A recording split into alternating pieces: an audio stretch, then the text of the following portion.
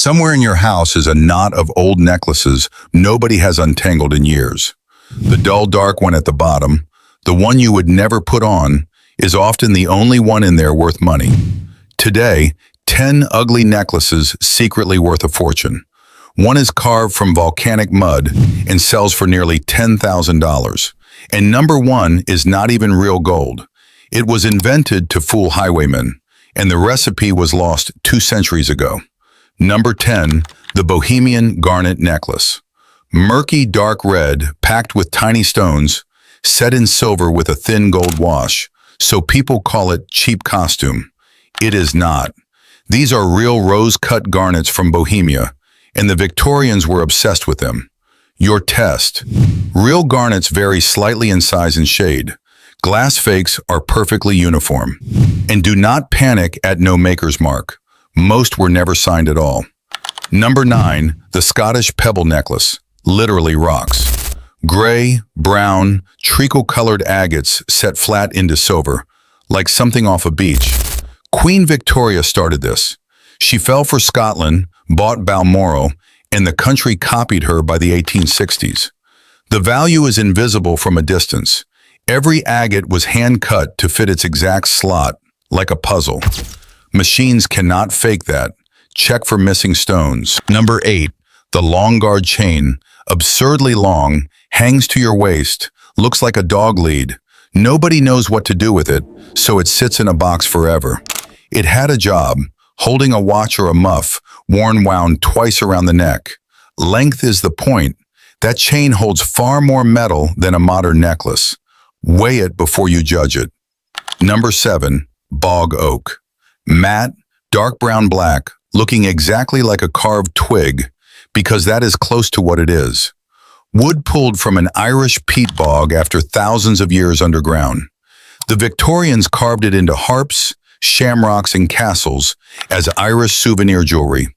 The tell, warm, very light, truly matte, never glassy. Irish collectors want these, and almost nobody else knows they exist. Number 6 genuinely upsets people. The Victorian claw and tooth necklace. Real animal claws and teeth mounted in gold. It is grim, and families bin them on sight. But look at what they are mounted in. This was serious souvenir jewelry for wealthy travelers, and the settings are frequently solid gold. Check the mount for a Karat stamp. The gold does not care what it is holding. Before the top 5, why necklaces fool people worse than anything. A necklace gets judged from across the room in 2 seconds, but everything that decides value, the stamp on the clasp, how a stone was cut to fit, the weight in your palm, is invisible from there. You have to pick it up.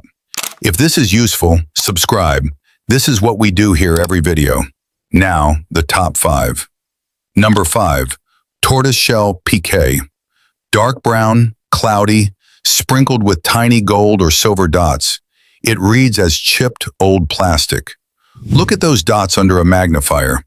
Each is a separate piece of precious metal, inlaid into the shell by hand, one at a time. Piqué was painstaking work and is not made anymore.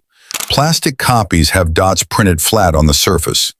Real inlay sits inside the material. Number 4, Silesian wirework. A necklace that looks like woven window screen.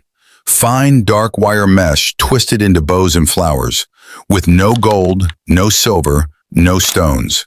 Here is what I love. Nobody actually knows who invented it. Historians place it in the late 1700s, probably in what is now Poland, and that is as far as certainty goes. It sits in serious collections while looking like scrap wire. Number 3, the Egyptian Revival Scarab Necklace. A beetle around your neck, usually turquoise, on gold loops. Modern eyes see gift shop tat. Now brace yourself. When Egyptian style swept Europe, some jewelers did not carve imitations. They mounted genuine, ancient Egyptian faience scarabs, real artifacts from 1,000 or even 1,500 years before Christ, straight into new gold necklaces. That tacky beetle might be 3,000 years old, never clean one. Number 2, the lava cameo necklace. Carved faces in dull brown, gray and putty looking molded out of mud. In a way, they were. After Pompeii was excavated in the 1740s, grand tour travelers wanted a piece of Vesuvius, so Italian carvers cut cameos straight out of volcanic lava and sold them as cheap souvenirs. Cheap then. A Victorian hand-carved lava cameo necklace in 14-karat gold has been offered at around $9,500. Look for depth. Real carving has high relief you can feel. And number 1, the necklace that is not even real gold and is worth serious money anyway, pinchbeck. Around 1720, a London watchmaker named Christopher Pinchbeck mixed copper and zinc into an alloy that looked so much like gold, it fooled the eye at arm's length. It was never a swindle. Georgian roads were full of highwaymen, so a traveler wore pinchbeck and left the real gold safely at home. Same look, nothing worth robbing. Then the family took the secret to the grave.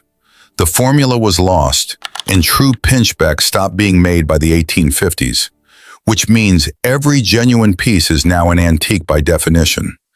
Georgian pinchbeck chains typically sell from around 150 to 600 pounds, and one Georgian chain has been listed at $3,200. And the tell is the very thing that makes people dismiss it. Pinchbeck darkens with age and carries no gold hallmark. No hallmark, warm golden color, genuinely old? Do not scrap it. So tonight, untangle that knot and go slowly. Pick every necklace up and feel the weight. Check every clasp for a stamp. Look at the dull stones with a magnifier. Do they vary or match perfectly?